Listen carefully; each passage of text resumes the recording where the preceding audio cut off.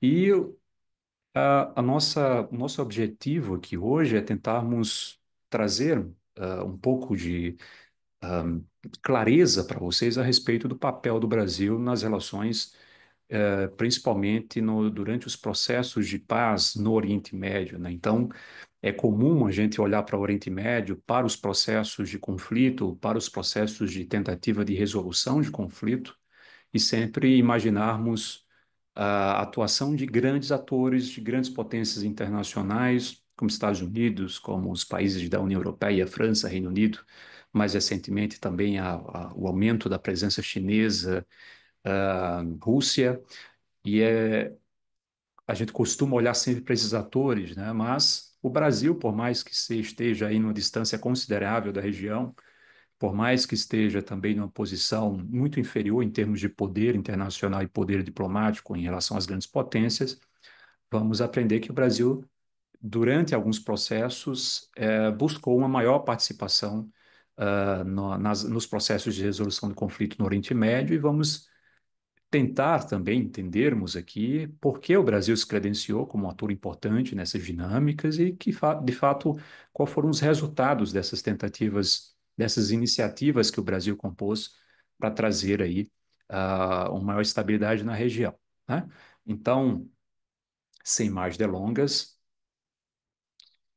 eu acho que o nosso ponto de partida aqui é entendermos um pouco, né, a história das relações do Brasil com o Oriente Médio, e é importante a gente começar aqui, especialmente na década de 20, onde nós vamos ter o reconhecimento de novos estados, né? Após o colapso do Império Otomano, nós temos aí o surgimento de vários estados, o Império Otomano vai lutar na guerra, vai se colapsar após a Primeira Guerra Mundial, e isso vai provocar aí a fragmentação do território que estava sob o controle otomano, vai gerar aí novos estados, e nesse primeiro momento o Brasil já vai gradualmente aí estabelecendo relações com esses novos estados formados, né, estabelecendo aí, de fato, um início aí embrionário dessas relações com a região. Especialmente agora nós já pulamos para término da Segunda Guerra Mundial, e aqui em 1947 o Brasil vai desempenhar um papel muito importante ao votar, né, favoravelmente à Resolução 181 da ONU, que recomendava a partilha do território, né, conhecido como Palestina, em dois estados, um estado judeu e um estado árabe, né? Então, essa decisão não foi uma decisão trivial, mas vai ser uma decisão importante, porque vai representar um posicionamento do Brasil em uma questão que é extremamente sensível, né? E essa decisão também iria definir aí o curso das próximas décadas, né, na região. Também o Brasil ele vai ser um dos primeiros países latino-americanos a reconhecer o Estado de Israel após a partilha, né, e a consolidação do Estado em 1948, logo após a sua independência, perdão. E ao longo da década de 50 e 60, nós vamos ter também o estabelecimento aí de relações com outros países árabes, em especial aí os países que foram conquistando independência, né, dos poderes coloniais. Na Segunda Guerra Mundial nós temos um processo aí de descolonização, né? Então esses países vão se tornando estados independentes, soberanos, e o Brasil vai estabelecendo relações diplomáticas com esses países. E assim vai se consolidando e vai evoluindo essa relação do Brasil com um continente, né? E um fator que torna a posição brasileira verdadeiramente especial na sua relação com o Oriente Médio é a questão, a composição demográfica do Brasil, né? Então, nós temos aqui abrigados no país as chamadas diásporas, né, significativas com origem do Oriente Médio, né? Então, são pessoas, né, que saem, que fogem de conflitos na região e acabam vindo para o Brasil, estabelecendo aí comunidades importantes, e essas comunidades aqui, elas vão se estabelecer e também vão ter influência na própria política externa brasileira a partir do momento em que essas comunidades se organizam, constroem aí o seu lobby, né, através de organizações, através de instituições. Nós temos, por exemplo, uma comunidade judaica muito atuante, né, que, segundo alguns dados, conta aí aproximadamente com 120 mil pessoas, que vai ser aí uma das maiores comunidades judaicas da América Latina, né? Ah, uma dimensão também, a comunidade árabe muito grande, né? Estima-se aí que cerca de entre 7 e 10 milhões de brasileiros têm ascendência em árabe, principalmente síria e libanesa, que constitui a maior diáspora árabe fora do Oriente Médio. Então, nós temos aquilo que chamamos de diplomacia das diásporas, né? Tanto a comunidade judaica quanto a árabe brasileira, elas vão servir de pontes culturais, de certa forma, vão servir como facilitadoras das relações diplomáticas e comerciais do Brasil com os seus países de origem. Então, isso naturalmente, em momentos de tensão no Oriente Médio, em momentos de conflitos, ambas as comunidades elas vão frequentemente se mobilizar para tentar influenciar posicionamento da opinião pública brasileira e também do governo brasileiro, né? Então, temos também a questão de comércio e investimentos, né, que vão ser criadas as câmaras de comércio, por exemplo, Câmara de Comércio Brasil-Israel, Câmara de Comércio Brasil-Países Árabes, e através dessas instituições, nós vamos ter ah, um elo, né, de intermediação que facilita as relações econômicas entre o Brasil e os países dessas comunidades, né? E com base nessa demografia, né? Com base nessa característica demográfica dentro da sociedade brasileira, a política externa brasileira vai ser conduzida ou vai ser baseada, né, fundamentada através de um princípio muito importante, pelo menos na grande maioria do tempo, né, que é o princípio da equidistância, né? E o que significa isso na prática, né? Então, primeiro, trata-se de uma política histórica de tentar manter aí uma posição equilibrada, ou seja, evitar um alinhamento automático em relação às disputas regionais lá no Oriente Médio, né? Então, o Brasil busca, historicamente, na grande maioria do tempo, busca não tomar partido em conflitos regionais de forma precipitada, né? Ou então baseada em apenas alinhamentos ideológicos. Mas nós vamos ver que, por mais que seja um fundamento político essa equidistância, nem sempre ela é, de fato, instrumentalizada, ou nem sempre ela é utilizada na tomada de decisão da política externa. Nós vamos ter alguns momentos históricos que essa relação vai ser um tanto quanto pendular, né? O Brasil vai acabar se aproximando mais de um país em relação a outro e vice-versa, né?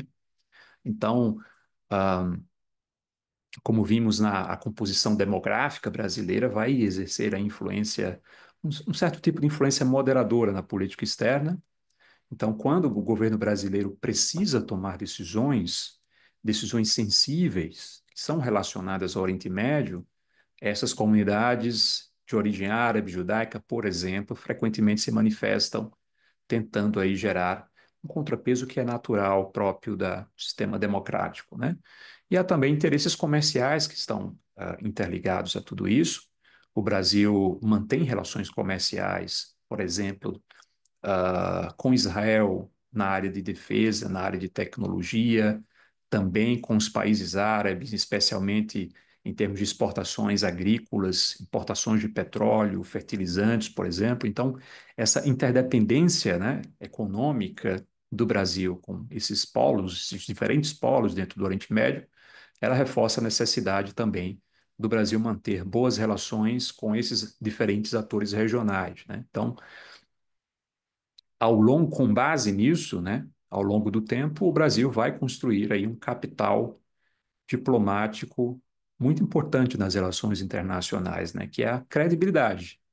credibilidade construída pela capacidade de dialogar com diferentes atores em conflitos, né?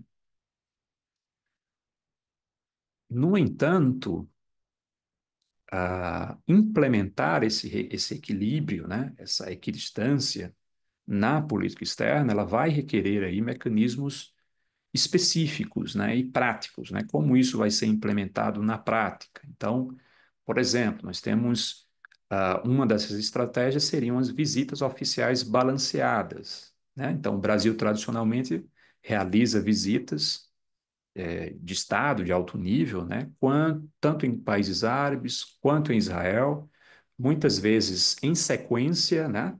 Na mesma viagem diplomática, para tentar evitar aí essa percepção de favorecimento.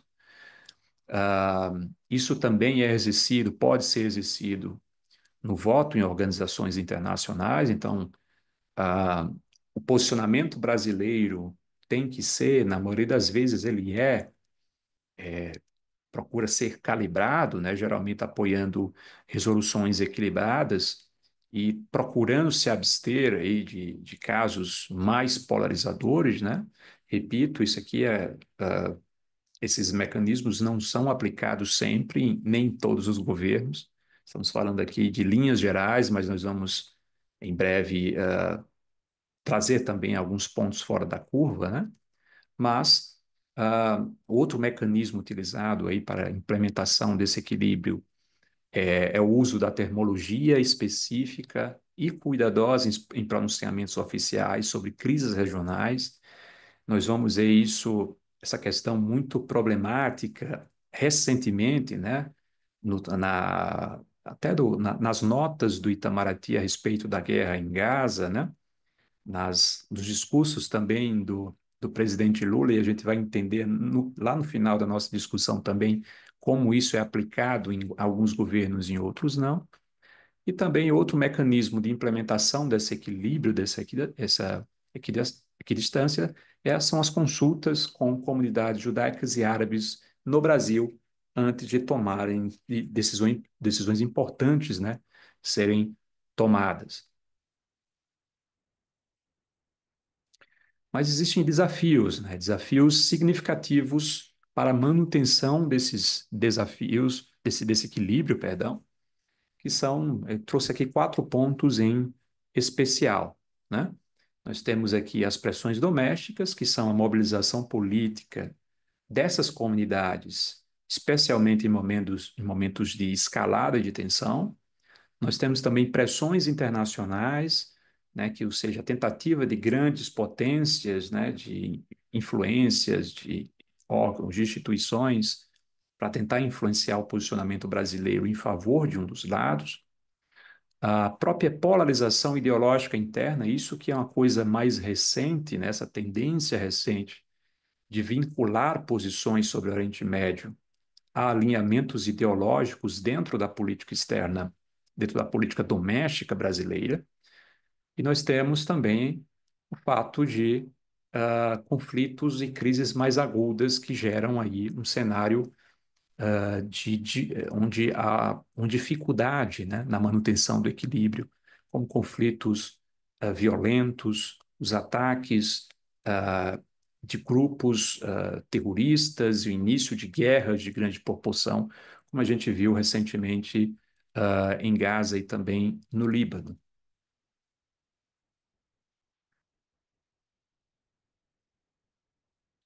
Nós vamos agora tentarmos, aí sim, analisarmos aí e verificarmos o papel do Brasil com, como mediador, né, no processo de paz. Então, o Brasil vai construir, nós vamos fazer um recorte temporal específico no pós-Segunda Guerra para cá, né? Então, o Brasil vai construir, ao longo dessas décadas, uma imagem de país sem interesses coloniais ou imperialistas dentro do Oriente Médio.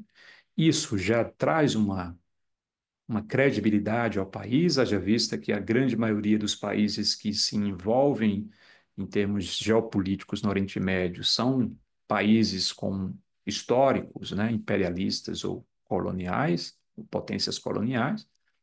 E, mais uma vez, aqui trago a questão demográfica do Brasil, porque nós temos aqui uma convivência harmônica de expressivas comunidades de origem tanto árabe como judaica, cristãs e tantas outras, para dialogar com ambos os lados, né? Evidentemente que essa harmonia, ela por vezes é desafiada por conflitos na região.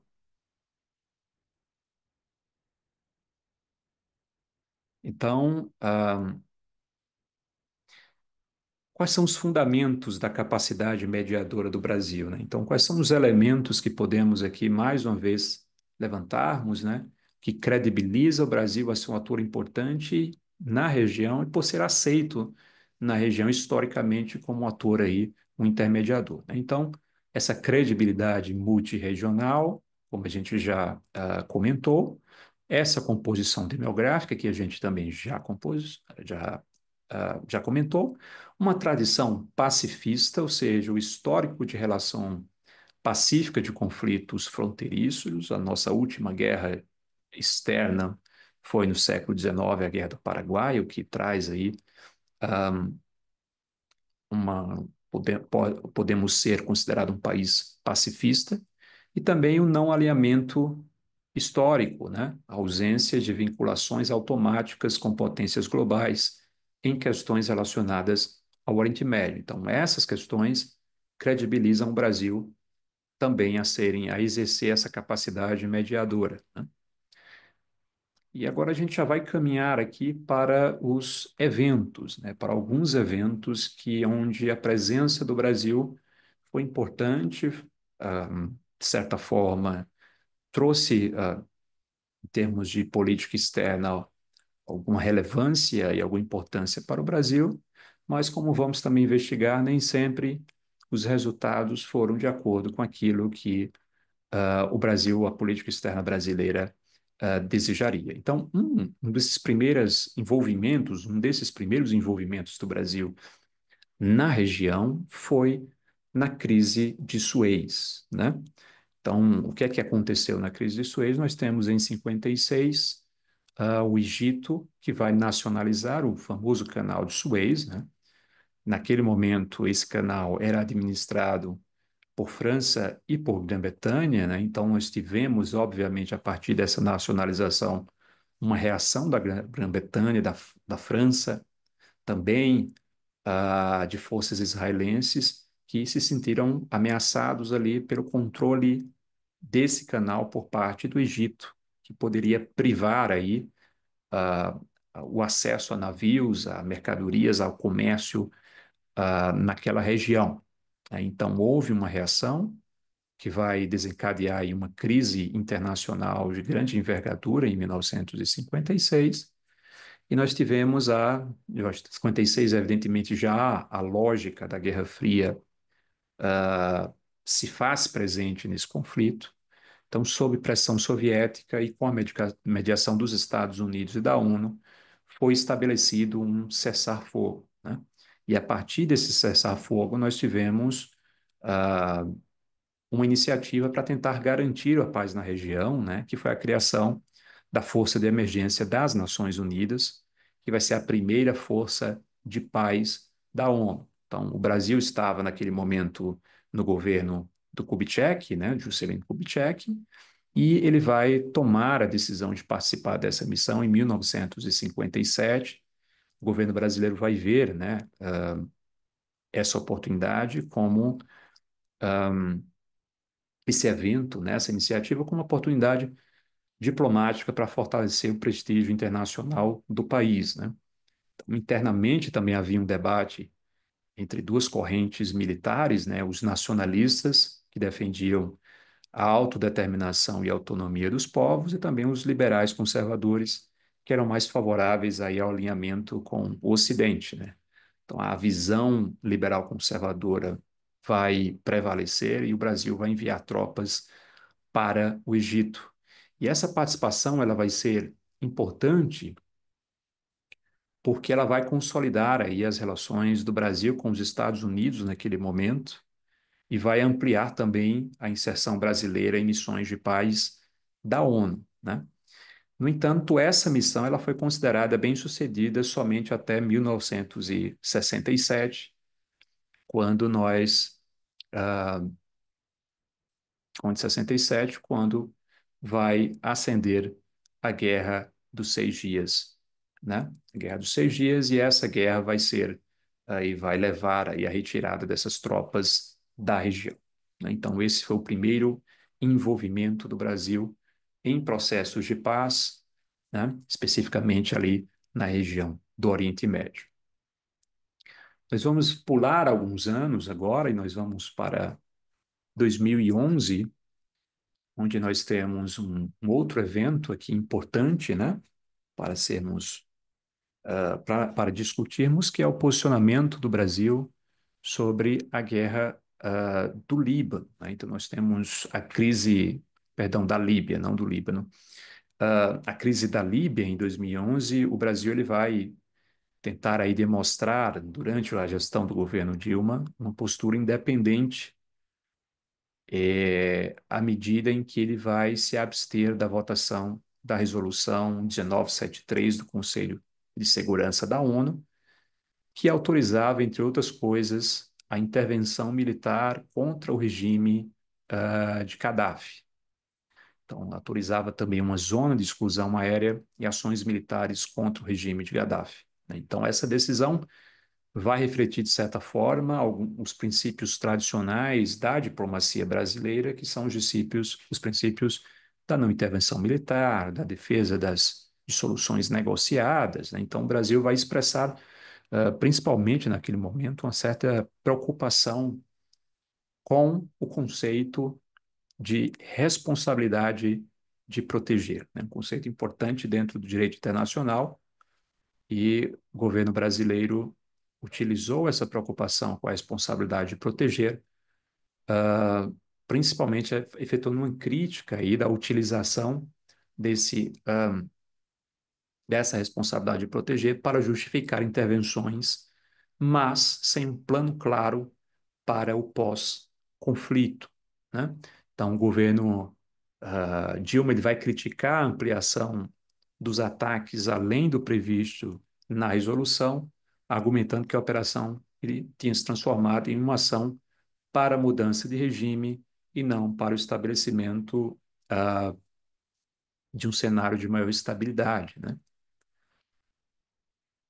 Então, quando essa operação ela vai se expandir e quando ela vai se transformar aí em uma ação de mudança de regime, então o governo Dilma vai criticar abertamente essa escalada e vai fazer alguns pronunciamentos, né, insistindo aí na necessidade de uma solução política negociada. Quando temos vamos observar o colapso, né, do Estado líbio, que vai haver uma fragmentação política, ascensão de grupos extremistas, e isso vai, de certa forma, reforçar a posição brasileira de que intervenções militares sem estratégias de reconstrução, elas de fato podem aí gerar mais instabilidade, né? Então, a partir disso, né, o Brasil passou a defender o conceito de responsabilidade ao proteger, ressaltando que qualquer intervenção militar deve incluir mecanismos para evitar abusos e também garantir a reconstrução no pós-conflito.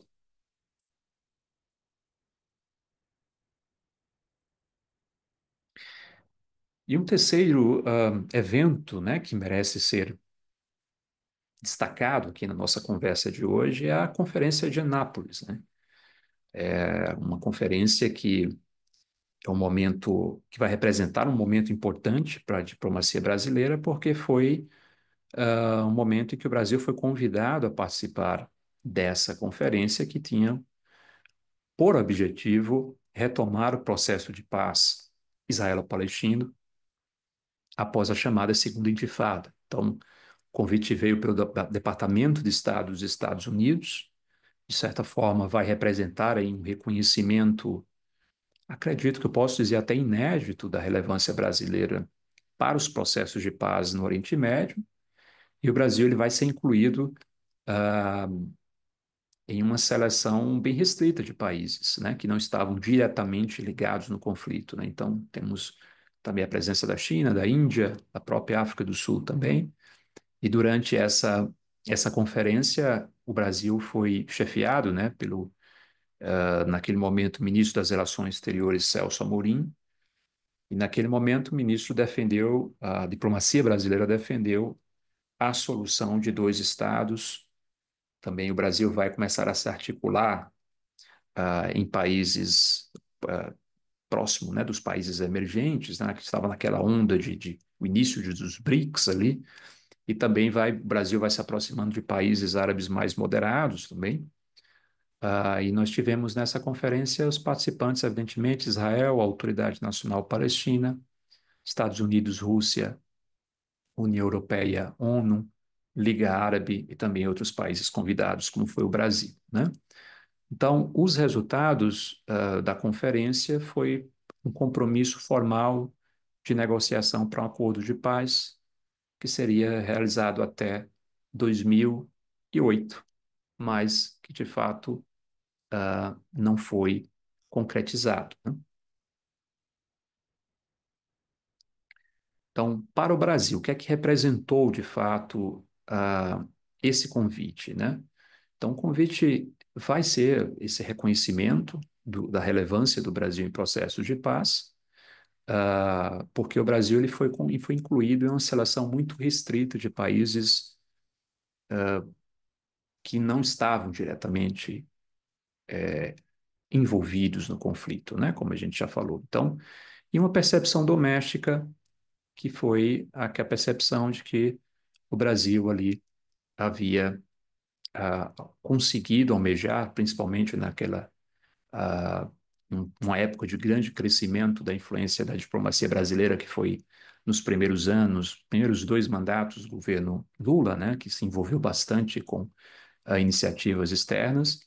Então, vai haver, de fato, essa percepção de que o Brasil estava se envolvendo, estava com um maior envolvimento internacional naquele período, né?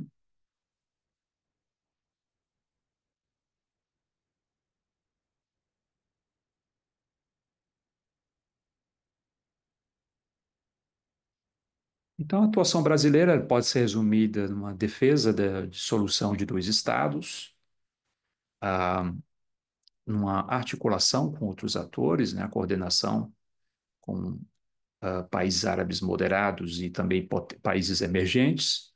Algumas propostas específicas foram propostas pelo Brasil, como a defesa da inclusão da Síria nas negociações e também a abordagem aí mais abrangente, né, que não envolvesse apenas o conflito israelo-palestino, mas que foi talvez uma abordagem mais regional, que envolvesse aí países como Síria, como Líbano, como a própria Líbia, países que estavam sofrendo instabilidades, Iraque, Afeganistão naquele momento, né? Mas, no entanto, podemos também presenciar e observar nessa iniciativa o reconhecimento realista das limitações do papel brasileiro em um processo de paz, eu não diria nem só dominado pelos Estados Unidos, mas liderado pelos Estados Unidos e centrado em outras potências também. O papel do Brasil, a voz do Brasil representa do ponto de vista simbólico, né? O Brasil foi convidado para estar na mesa, mas do ponto de vista decisório, aquilo que o Brasil propôs, aquilo que o país defendeu, não foi, de certa forma, recebido com muito entusiasmo pelo clube aí das grandes potências, né?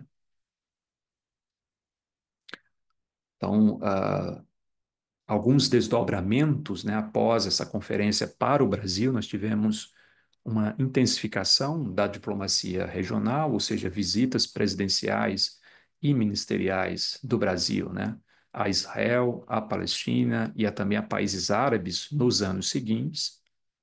Nós tivemos também o estabelecimento do Fórum ASPA, né, que vai ser o reforço dos laços com países árabes através da cúpula América do Sul, países árabes, que foi lançada em 2005 e que vai ser fortalecida após essa conferência, e o início também de projetos de cooperação técnica como a implementação de iniciativas de cooperação Sul-Sul com países da região, né? Então, a ampliação do perfil diplomático brasileiro no Oriente Médio, ele vai ser realizado, ele vai ser almejado. O Brasil vai conseguir uma maior penetração dentro da região a partir dessa, dessa participação, né, dessa conferência, e o que vai abrir, de certa forma, aí, as portas aí para uma outra iniciativa que vai envolver o Brasil dentro do Oriente Médio, que vai ser o programa, as negociações sobre o programa nuclear iraniano em 2010, né? Então, resultados e consequências dessa conferência para o conflito, especialmente o conflito israelo-palestino. A Israel e a autoridade palestina concordaram em dar início às negociações diretas para um acordo de paz até o final, né, do ano seguinte, que seria 2008. Houve declarações de compromissos, mas sem medidas concretas ou garantias de implementação. E as negociações elas não vão avançar de forma significativa, principalmente devido às tensões políticas internas. Em 2007, ali nós temos a ascensão do Hamas na faixa de Gaza no poder, nós temos o início de grandes atentados, né? Vindo do Hamas em território israelense, isso vai, de certa forma, criar um cenário absolutamente muito tenso que vai prejudicar qualquer avanço nas negociações a partir desse diálogo e dessas negociações. Então, infelizmente, em termos de evolução para a realização ou para o gerenciamento do conflito, o encerramento do conflito, não há muitas evoluções. E uma nova iniciativa, e alguns analistas colocam como um episódio mais ambicioso por parte da diplomacia no Oriente Médio, talvez tenha sido a iniciativa conjunta entre Brasil e Turquia a respeito do programa nuclear iraniano, né? Então, nós temos, em 2010, ali um contexto de crescentes tensões sobre o programa nuclear iraniano, né? Falando aqui em termos de balança de poder geopolítico, nós temos, historicamente, o Iraque e o Irã, eles sempre estavam ali numa balança de poder. Nós tínhamos quatro grandes atores ali no Oriente Médio, né? Então, nós podemos ter a Arábia Saudita, que é inimiga do Irã, o Iraque, que era inimiga do Irã, Israel também como inimigo iraniano na região. Então, quando Saddam Hussein cai, nós temos a queda de um grande contraponto ao Irã na região. A partir disso, também os preços do petróleo começam a crescer e a influência iraniana regional começa a crescer. E isso preocupa atores na região, como a Arábia Saudita, como Israel, a partir das declarações iranianas muito fortes e muito contundentes contra esses países, né? E a partir disso também há o desenvolvimento de um programa nuclear por parte do Irã, né? E isso provoca a apreensão desses países, os Estados Unidos também, e os países começam a sancionar o Irã com uma punição por estar desenvolvendo um programa nuclear que o Irã declarava ser para fins pacíficos, né, para a produção de energia principalmente, mas que ah, esse discurso não era comprado por boa parte da comunidade internacional, que via isso como uma tentativa de desenvolver o armamento atômico. Então, Brasil e Turquia, naquele momento, como países emergentes, né, eles vão ver aí uma oportunidade de talvez demonstrar uma capacidade mediadora em um tema de alta relevância global naquele momento. Então, o Brasil já havia fortalecido previamente seus laços diplomáticos com a teocracia iraniana, inclusive várias visitas recíprocas foram realizadas. Então, após intensas negociações diplomáticas, ah, uma viagem do presidente Lula e do primeiro-ministro turco Erdogan a Teherã foi realizado em maio de 2010 e a chamada Declaração de Teherã. Um contexto geopolítico também importante nessa situação em particular é que os Estados Unidos estavam atolados na guerra ao terror, né? Então, os Estados Unidos estavam totalmente focados nos seus conflitos no Afeganistão e também no Iraque. E naquele momento, os Estados Unidos, eles meio que se retira de algumas agendas internacionais para se concentrar especificamente na guerra ao terror, né? E a questão do iraniana, meio que os Estados Unidos chancelam a participação de outros atores nesse processo de negociação sobre o programa nuclear iraniano, né? Então, o Brasil e Turquia, de certa forma, fazem isso com a autorização dos Estados Unidos para realizar essas negociações. E algo muito curioso vai acontecer que eu conto um pouquinho mais para frente para vocês. Então, nós temos aquilo que a gente já falou, né? O Ocidente, especialmente os Estados Unidos e a União Europeia, acusava o Irã de desenvolver um programa nuclear com potencial militar. O Irã negava essas acusações e afirmava que o seu programa tinha fins pacíficos, ou seja, geração de energia e uso médico. O Conselho de Segurança da ONU debatia novas sanções a Irã, e o Brasil e Turquia, que naquele momento eram membros não permanentes, mas países que almejavam uma vaga como membros permanentes da ONU, e no entendimento desses países, talvez uma resolução de um conflito como esse poderiam chancelar aí a posição desses países numa possível reforma do Conselho de Segurança da ONU, nos quais esses países poderiam se tornar aí uh, postulantes naturais a essas vagas, né? Então, temos a Declaração de Teherã, que foi assinada e em maio de 2010.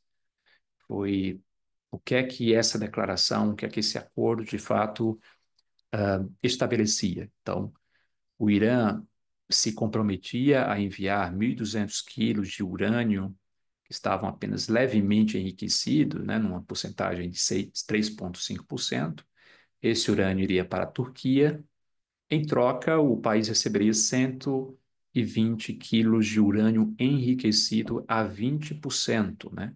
Que seriam aí próximo do necessário para o uso em um reator de pesquisa médica em Teherã. Estaria um volume de enriquecimento suficiente para ser utilizado nesse reator de pesquisa em Teherã. Então, esse seria um primeiro passo para que houvesse, de fato, essa esse acordo, né? O acordo visava também reduzir tensões e evitar a imposição de novas tensões, novas sanções sobre o Irã.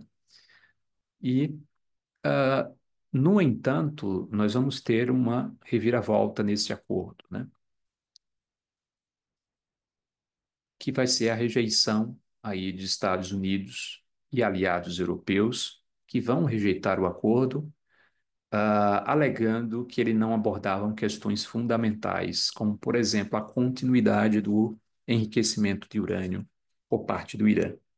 E é interessante a gente notar, voltando para aquela questão geopolítica que a gente estava falando dos Estados Unidos na guerra ao terror, que pouco antes dessa rejeição dos Estados Unidos, né, o Obama ele faz uma declaração muito importante, né, no discurso dele televisionado, onde ele diz: a guerra ao terror acabou, né? Ele diz enfaticamente isso.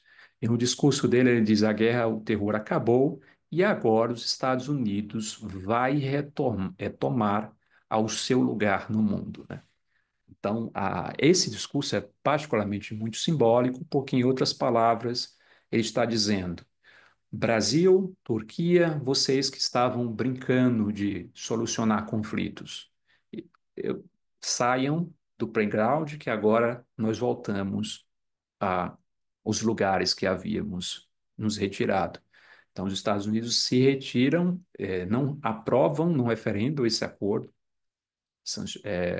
que foi costurado pelo Brasil, e pela Turquia e vai iniciar um novo acordo, né? Novas negociações, né? E, e aqui nós temos também, a partir disso, né? Nós temos a aprovação de novas sanções sobre o Irã, porque, de certa forma, o acordo não passava, né? Nenhuma garantia específica. Era um acordo que não, por mais que a diplomacia brasileira, o acordo em termos diplomáticos foi muito bem costurado, mas de forma prática era muito questionável se de fato o temor que os países rivais do Irã temiam é que ou fossem retiradas sanções sobre o Irã e o Irã, em secreto, continuasse desenvolvendo seu programa atômico, agora com sua economia sendo turbinada aí por novas receitas a partir do fim das sanções, né? Então, esse acordo, de fato, sempre foi visto com muita desconfiança, principalmente pelos inimigos iranianos da região. Então, após o fracasso dessa declaração de Teherã, o Irã vai manter o seu programa de enriquecimento de urânio, que vai reforçar sua posição de que o uso da tecnologia nuclear era o seu direito soberano na visão dos líderes iranianos, né? Então, o país, naquele momento, a partir desse deslocamento, vai intensificar suas relações com a China e Rússia, que tinha aí uma postura muito mais flexível em relação às sanções. Então, embora o Irã tenha apoiado e aceito o acordo inicialmente, a imposição de novas sanções pelo Conselho de Segurança da ONU fez com que o governo iraniano se distanciasse dessa proposta e endurecesse ainda mais seu discurso contra o Ocidente. Ah, e a rejeição desse acordo por parte das grandes potências também enfraqueceu a mediação de Brasil e Turquia, mostrando as dificuldades de desafiar o sistema de poder global que é centrado em grandes potências, né? Ou seja, a dificuldade de potência de países intermediários, as chamadas potências intermediárias, obter protagonismos em temas tão sensíveis e tão importantes, tão cruciais do sistema internacional. Então, quais seriam o legado dessa iniciativa, né? Então, ela vai ser, de fato, um precedente diplomático para o Brasil, que vai ser a primeira tentativa bem-sucedida de mediação por potências médias em uma questão de segurança global de alta complexidade, apesar dos resultados não serem de fato aplicados na prática, o fato de ter ocorrido já é algo, um precedente importante na diplomacia do Brasil. E isso vai gerar um custo diplomático também, porque vai gerar um atrito nas relações do Brasil com os Estados Unidos e do Brasil com a França, que não apoiaram e que não concordaram com os termos que foram ali estabelecidos uh, naquela negociação, né? Então, houve também grande debate interno, estamos falando de 2010, estamos vendo aí o início aí de uma amplificação aí das informações, o início ainda das primeiras mecanismos de mensagem, e isso vai tornando as pessoas mais conscientes do que está acontecendo, e há também, evidentemente, há críticas da oposição do governo sobre a aproximação com o regime iraniano, visto como uma teocracia ditatorial, e questionamento sobre a competência brasileira também em relação a questões nucleares, ou seja, qual é a competência do Brasil para discutir questões nucleares, se o próprio país ele não é uma potência nuclear no sentido de tecnologia da bomba nuclear, né? E também, depois o Brasil vai iniciar um novo acordo, o Brasil, perdão, os Estados Unidos vão iniciar um novo acordo, né? E vai ter alguns elementos dessa abordagem que o Brasil e a Turquia lideraram, eles vão ser incorporados a esse novo acordo, que vai ser aprovado pelos Estados Unidos e para a Europa, mas que depois vai ser revogado a partir do início da gestão do primeiro mandato do Donald Trump, né? E também um aprendizado institucional de tudo isso é que os limites da atuação brasileira em questões de segurança são muito limitados, né? Limites são muito estritos, principalmente o sistema de segurança, um sistema internacional dominado pelas grandes potências. Hoje nós já temos um mundo um pouco mais multipolar, mas naquele momento nós ainda, não, ainda tínhamos a predominância, a prevalência dos Estados Unidos em muitos assuntos, né? A gente já vai caminhando aqui para a nossa aterrissagem, mas é importante a gente destacar voltarmos para aquela discussão, né, de como o Brasil, quais são os fundamentos da política externa brasileira e do Oriente Médio. Então, é importante a gente fazer essa pergunta, né? A posição brasileira é verdadeiramente equilibrada, né? É equidistante ou pendula conforme interesses e ideologias de cada governo? E eu trouxe aqui apenas os quatro últimos, cinco últimos governos, na verdade, ainda tenho um mais para frente, para vermos de forma resumida como cada um desses governos se movimentou ou atuou em relação ao Oriente Médio. Então, nós temos entre 2003 e 2010, aí, no governo, nas gestões de Lula I e Lula II, uma busca de protagonismo regional lá no Oriente Médio, com uma tendência pró-Palestina, mas a manutenção de um diálogo com Israel nesse primeiro momento. Nós vamos ter depois o governo da Dilma Rousseff, que vai dar, de certa forma, vai ter uma certa continuidade em relação ao governo Lula, mas vai haver uma redução de protagonismo, né? Vai ser um governo um pouco mais silencioso, mais discreto, embora nós temos aquele momento lá sobre a questão da Líbia, né, em 2011, e em 2014 ela também vai exercer aí críticas mais enfáticas a Israel durante os conflitos em Gaza de 2014. No governo de Michel Temer entre 2006, 2016 e 2018, nós vamos ter aí um reequilíbrio dessa relação, né? Então, nós vamos ter a política externa um pouco mais alinhada com aquela tradição histórica de equidistância, mas também com muito mais discrição, né? Ou seja, um governo que estava com muitos problemas domésticos, né? Um governo que não conseguia se estabelecer plenamente a partir do impeachment, e isso dificultou a atuação também do ponto de vista de política externa, por isso essa descrição e essa menor ênfase em questões polêmicas, como, por exemplo, o conflito israelo-palestino. Em 2019, nós vamos ter uma mudança significativa, né? Nós vamos ter uma mudança no governo Bolsonaro, que vai adotar posições fortemente alinhadas com Israel, incluindo a promessa que não foi concretizada, né? Mas ele chegou a prometer a transferência da embaixada brasileira para Jerusalém, seguindo o movimento do que o Donald Trump estava fazendo nos Estados Unidos naquele momento.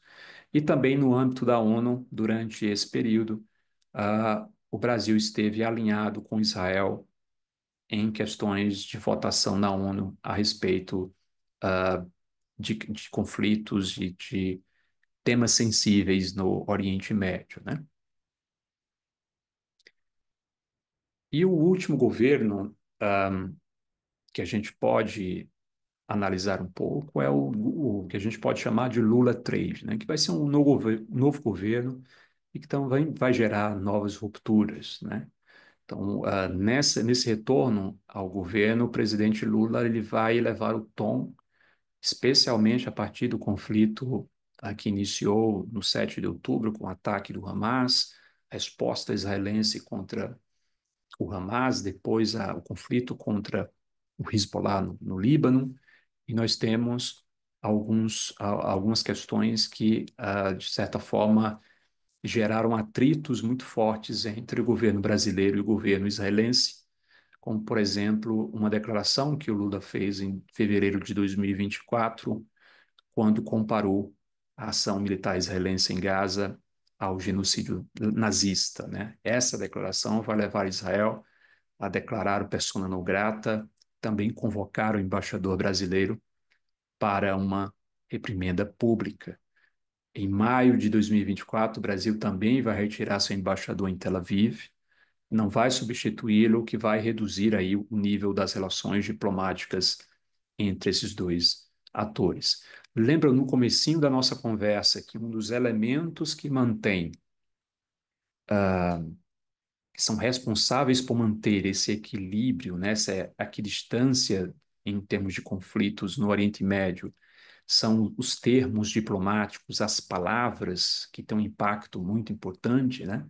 Então, retomem aquilo que a gente falou no comecinho e eu trago aqui duas declarações que podem explicar um pouco porque essas relações, de fato, podem ter sido aí um pouco, o Brasil pode ter saído um pouco dessa posição de um ator aqui distante do conflito, né? Essas foram duas notas do Itamaraty. Então, nós temos um ataque ao consulado iraniano em Damasco, onde um alto integrante do Hamas, ele vai ser do, do Hezbollah, vai ser assassinado, né?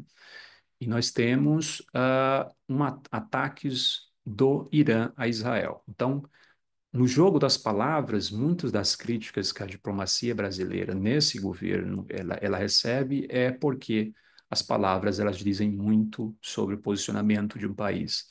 Então, nesse de cima, nós temos o governo brasileiro condena o ataque aéreo em 1º de abril contra o consulado da República Islâmica do Irã em Damasco, na Síria, que provocou a funcionários diplomáticos e consulares. Quando o Irã decide retaliar um ataque que foi realizado contra membros das suas milícias, né, que estavam em Damasco, o governo brasileiro não condena. O governo brasileiro usa palavras como acompanha com grave preocupação relatos de envios de drones. Veja, não há o uso de ataques ou de o envio de drones e mísseis do Irã. Então, esse tipo de comunicação pode representar essa falta daquele equilíbrio que é histórico da diplomacia brasileira. Esse tipo de ação, de comunicação diplomática pode sugerir um favorecimento de uma postura a um dos lados dos conflitos, né? E isso, de fato, acaba prejudicando qualquer tipo de poder participativo do Brasil na resolução de conflito em si, né? Então, são questões que a gente precisa observar, né? A comunicação diplomática diz muito sobre o posicionamento dos países, né?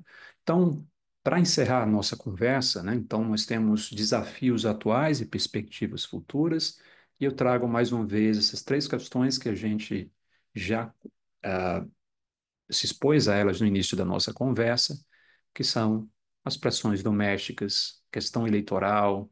Nós temos aqui mobilização política, não apenas das comunidades árabe-judaica no Brasil, mas nós temos também a vinculação, né, de questões do Oriente Médio, alinhamentos políticos na nossa política doméstica, tentativas também hoje em um mundo é, fragmentado geopoliticamente, com dois blocos de poder aí se formando, né? Um bloco ali liderado por China, Rússia, outro bloco os Estados Unidos, agora temos a Europa se descolando, mas um mundo fragmentado geopoliticamente, certamente esses atores vão exercer influência tentar exercer influência sobre o posicionamento brasileiro. E mais, queria fechar com essa questão da polarização ideológica interna, né? Que é essa tendência recente de vincular essas posições do Oriente Médio aos nossos alinhamentos ideológicos. Então, eu encerro com uma frase que eu acho que é muito importante para o Brasil, que é muito importante para nós aqui do Brasil. O Brasil deve sim importar com o conflito sem importar o conflito, né? Importar o conflito entenda-se como trazer para o nosso país um cenário que existe naquelas regiões onde está havendo conflito, ou seja, um cenário de total de incompreensão, de impossibilidade, um cenário que não há diálogo, um cenário que não há possibilidade de diálogo, ou seja, não devemos importar o radicalismo e as portas fechadas para o diálogo, né? Mas nós, evidentemente, devemos nos importar com o conflito e o Brasil precisa, com certeza, manter essa posição e essa importância que o Brasil detém em termos de política externa para tentar estabelecer pontes de canais duradouros aí que possam gerar uma maior estabilidade em uma área tão sensível do mundo, tá, pessoal? Então, agradeço demais a atenção de vocês. Quem quiser manter contato, e-mails ou me seguir nas redes, essas são as minhas informações. Fico muito honrado pelo convite mais uma vez e fico aberto para perguntas, comentários e críticas e sugestões. Muito obrigado.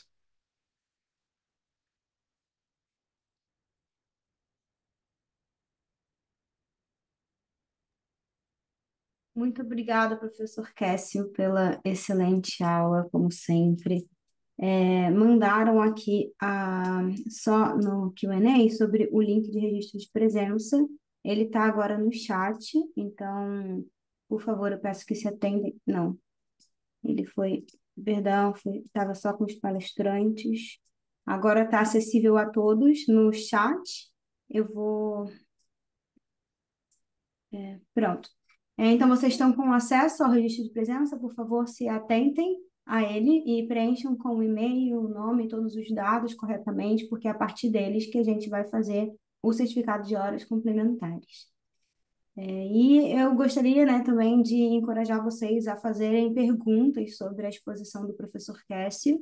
Ele vai responder e tirar as dúvidas de vocês. Vocês podem escrever a sua pergunta na ferramenta do Q&A, que é uma caixinha com interrogação, no inferior da barra do Zoom.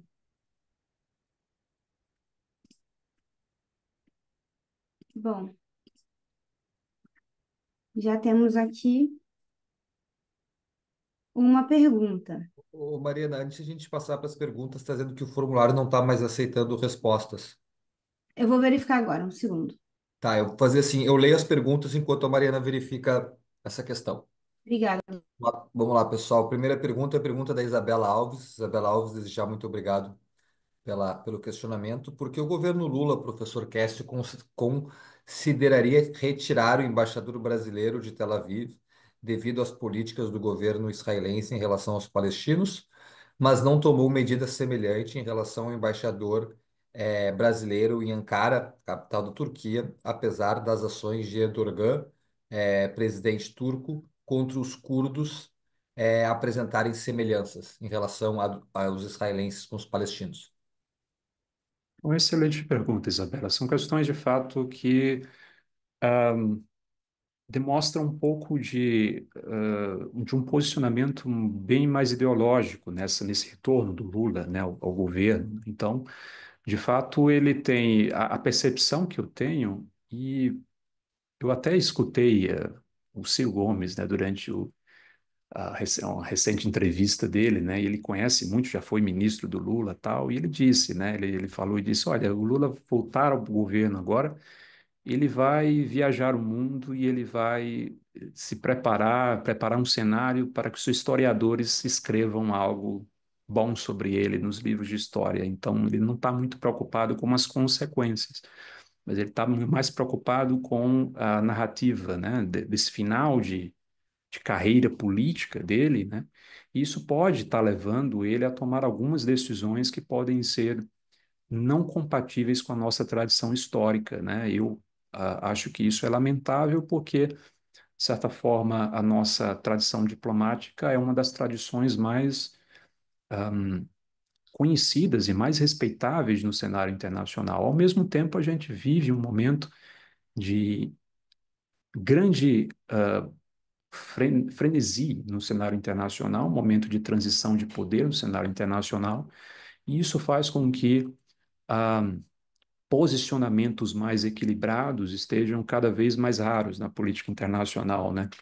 E isso acaba tirando a credibilidade de atores que podem ser pontes de intermediação e acabam até arranhando a postura da diplomacia brasileira. Então, eu concordo com você, Isabela, vejo como incongruência, né? Então, se de fato esse fosse o motivo, esse mesmo motivo deveria ser empregado a outros eventos e a outros atores internacionais. Isso traria, de certa forma, mais credibilidade ao posicionamento internacional do Brasil, na minha avaliação.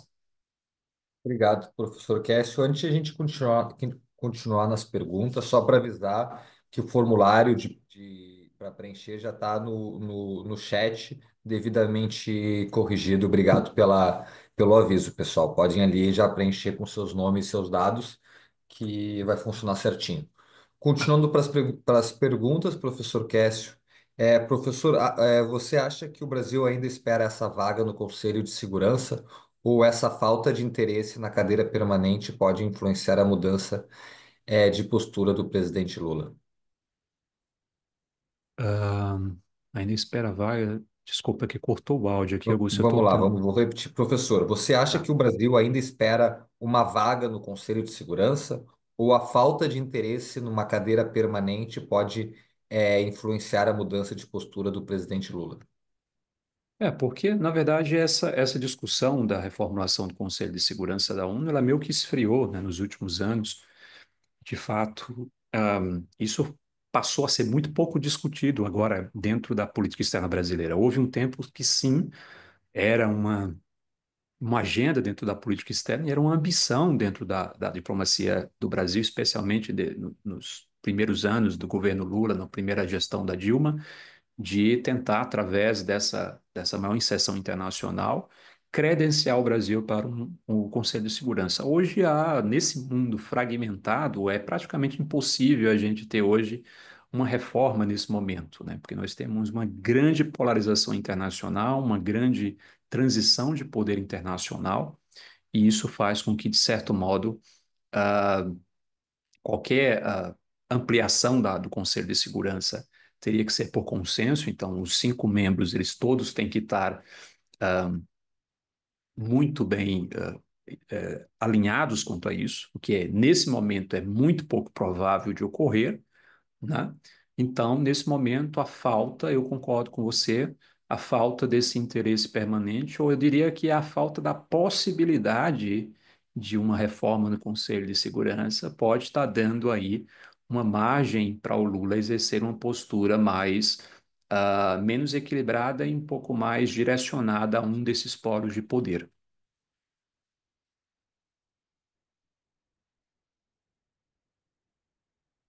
Perfeito, professor Kécio. Tem outras perguntas aqui. Deixa eu pergunta da Tatiane Macedo. Professor, em sua opinião, essas mudanças na atuação diplomática brasileira, tanto na comunicação quanto a de trazer o embaixador brasileiro que estava em Israel de volta para o Brasil em relação a Israel, pode dificultar uma futura volta à tradição diplomática brasileira enquanto ao Oriente Médio? Eu acredito que a tradição diplomática seria a questão de ter uma imparcialidade, tentar ser um Uhum. mediador, um negociador que tem acesso tanto a israelenses quanto a palestinos. Olha, Tatiana, muito boa a sua pergunta, e eu acho que ela vai estar relacionada principalmente à questão da polarização doméstica do Brasil, né? Então, a tendência, ao meu ver, é que quanto mais polarizado o país esteja domesticamente, isso vai refletir também na nossa postura externa. Então, eu acredito que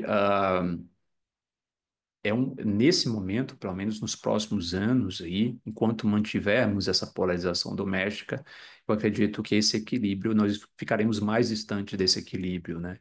Iremos ficar aí pendulando, né? No efeito de pêndulo, né? De um lado, de um polo, de outro, né? Porque, de certa forma, a política doméstica está sendo influenciada, ou melhor, a política externa tem sido influenciada pela pressão da política doméstica que está, nesse momento, muito envolvida nessa discussão, principalmente sobre os conflitos ali no Oriente Médio. Professor, vamos para mais uma pergunta. Gostaria de saber também se a sua viagem a Israel mudou o seu pensamento sobre a guerra ou agregou alguma perspectiva sobre o conflito, sobre a situação, no Oriente Médio. Eu acredito que é impossível a gente estudar o Oriente Médio sem nós estarmos no Oriente Médio, né? Foi o maior aprendizado que eu tive, né? Uma coisa é você ler, outra coisa é você pisar naquele lugar. O Oriente Médio tem uma dinâmica, a região tem uma profundidade cultural, uma complexidade de fatores, de elementos, variáveis que tornam o entendimento daquela região muito complexo. Então, não comprem discursos fáceis, né? Se fosse fácil de resolver o conflito, as maiores diplomacias do mundo já teriam resolvido. Então, o maior aprendizado que eu tenho é esse. Se você quiser entender o Oriente Médio, eu acho que é imprescindível pisar naquele lugar e você sentir na pele ali o que é essa complexidade regional, né?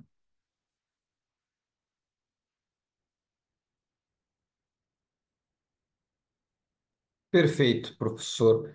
Acho que chegou mais uma pergunta aqui. Deixa eu descer um pouco. Chegou mais uma pergunta. O senhor falou a frase, sem importar com o conflito, sem importar o conflito. Estaria o Brasil nesse posicionamento da retirada do embaixador a Israel importando o conflito?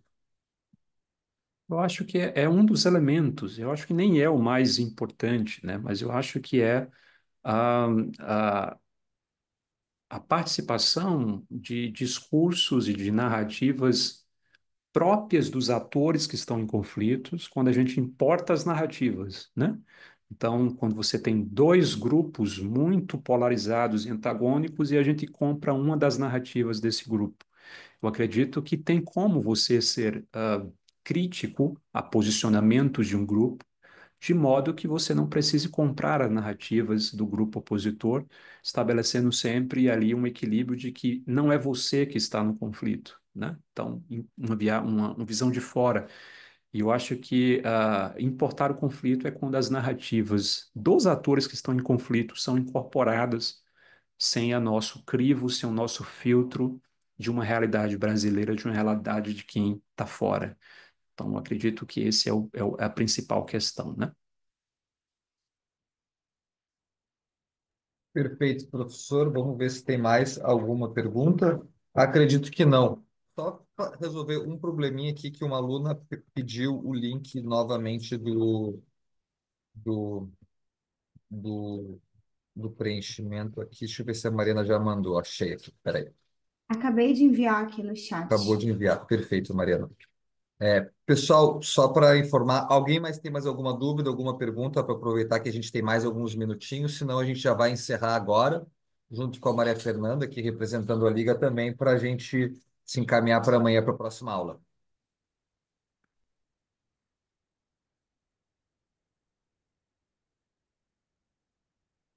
Bom, como não temos mais nenhuma pergunta, Maria Fernanda, quer dar uma palavrinha, por favor? Eu estava terminando de escrever a pergunta que eu tenho no chat agora. Ah, Mas, então, em vez de escrever, é, pode falar, pode perguntar para o professor. vou perguntar. O senhor falou da questão da política externa do Bolsonaro de tentar fazer a transferência da embaixada para Jerusalém. Eu queria perguntar para o senhor, caso isso fosse acontecesse, de que forma o senhor acha que isso influenciaria na política externa do Brasil, do Brasil na relação com os países do Oriente Médio? Se isso teria uma visão positiva, negativa, como os outros países reagiriam com essas mudanças? Era mais ou menos essa a minha pergunta. Perfeito, Maria Fernanda. Eu particularmente veria como uma retirada dessa posição histórica brasileira, né? Então, porque é um tema tão polêmico que esse tema poderia gerar, de fato, esse desequilíbrio nessa visão, né, de política externa brasileira de equidistância. E algumas decisões precisam ser tomadas com muito cuidado para não estabelecer aí um alinhamento com um dos lados, e isso, de certa forma, fecha alguns canais de diplomáticos que poderiam ser ah, continuar abertos para futuras oportunidades. Então, eu particularmente veria isso como um ato que fugiria desse equilíbrio e dessa equidistância da política externa brasileira. Os impactos poderiam ser impactos importantes, né? O Brasil, por exemplo, temos fatores comerciais importantes que eles devem ser considerados. Em 1973, por exemplo, durante as crises do petróleo, né? Nós tivemos o Brasil, ele tomou uma posição, ele saiu um pouco da postura do equilíbrio por conta da dependência que naquele momento o Brasil tinha do petróleo árabe E o Brasil acabou tomando ali uma postura mais favorável ao mundo árabe para não sofrer ali com o embargo do petróleo. Naquele momento, o fator econômico foi importante. Então, alguns momentos você vê que questões econômicas elas influenciam as decisões, né? Mais questões que não envolvem diretamente interesses econômicos podem ser problemáticos, porque quando você toma uma decisão, pode vir um efeito bumerangue, né? Alguma consequência de países, por exemplo, países árabes que podem deixar de comprar produtos brasileiros como uma retaliação a alguma tomada de decisão, né, por parte da diplomacia brasileira em relação a Israel e vice-versa. Então, isso tem que ser a posição do Brasil precisa ser muito equilibrada para evitar que essas decisões possam também gerar efeitos indesejados, né, para a economia do país, sem, evidentemente, focando sempre nessa premissa da nossa tradição histórica. Perfeito. Era mais essa questão aí que eu estava curiosa quanto a isso. Mas o senhor então acredita que, dependendo do momento, por exemplo, no cenário atual, é necessário para o Brasil atuar com a política externa em relação aos países do Oriente Médio, países árabes também, visando mais essa questão econômica, não tanto ideológica? Como o senhor acredita que esse novo, o governo Lula 3 deve se posicionar? Eu acho que uma visão mais equilibrada, ela não fecha portas econômicas para o Brasil, muito pelo contrário, eu acho que o Brasil ele pode construir uma reputação de um país confiável, de um país que não está interessado em intervir diretamente em conflitos, a não ser com propostas que possam gerar paz e possam gerar resolução de conflitos e não a agudização de conflitos, né? Então eu vejo que o Brasil tem que caminhar com bastante cuidado porque muitas vezes um acordo ou uma postura que pode abrir portas comerciais no curto prazo pode gerar efeitos negativos no longo prazo. A perda da credibilidade daquele país pode reverberar lá na frente. Então, o Brasil pode tomar uma decisão agora, acenar para um dos lados do conflito e ganhar alguns acordos comerciais aqui, e daqui a um tempo os efeitos disso podem também ser sentidos através de outra conjuntura geopolítica. Então, eu acredito que o melhor plano sempre seria esse plano do equilíbrio da nossa tradição histórica, porque isso nos deixa numa posição de que as negociações são mais pragmáticas, né? Então, são muito mais, do ponto de vista diplomático, mais propícias a dar certo, né? Sim, sim, eu acredito dessa mesma forma. Muito obrigada, professor, por tirar essas dúvidas e agradeço mais uma vez pela aula. Foi uma didática, assim, incrível e eu acho que ajudou bastante nessa questão da política externa, porque quando nós fazemos uma análise da política externa brasileira, dependendo de cada governo, com os países árabes, países do Oriente Médio, a gente vê essa diferenciação, principalmente agora do último governo Bolsonaro com o governo Lula, né? Eu, Uhum. inclusive, estou com um projeto que eu quero iniciar agora de iniciação científica para fazer uma análise comparativa com essa política externa. Espero que dê Legal. tudo certo. Vai dar tudo certo. Excelente. Parabéns pela escolha do tema. É um tema bem interessante que certamente vai contribuir aí para as discussões, Maria. E Espero fico que feliz sim. de ter contribuído, de certa forma, aí com Sim, seu contribuiu. entendimento. Sim, obrigada. Imagina, eu que agradeço. Bom, pessoal, sem mais delongas, professor Cássio Lemos, meu amigo, muito obrigado por mais uma excelente aula. Mariana Gerbas também, coordenadora do LEON, Laboratório de Estudos do Oriente Médio, Maria Fernanda, demais colegas que estiveram aqui